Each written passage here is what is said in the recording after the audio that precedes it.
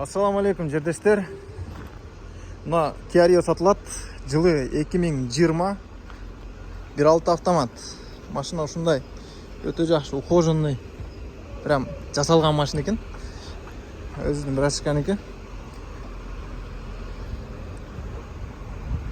Сыртында 3 жеринде кичине дефекти бар экен, аны деле атайын. Крашеный деталь кылбай эле ушул бойдон эле сатайын деп эч нерсе кылбаптыр. Алдыда бампер заводской өзүнүн родной бар. Чтоб гаиде проблема болуш үчүн аны да кошуп берет. И машинанын зимний дөңгөлөктөрү бар. Бир сезонда жүргөн эмес. Ошо дөңгөлөктөрү менен кошулуп берилет. Ичи дагы мондой бүт жасалган, подсветкалар коюлган, видео регистратор койгон. Еваковиттер.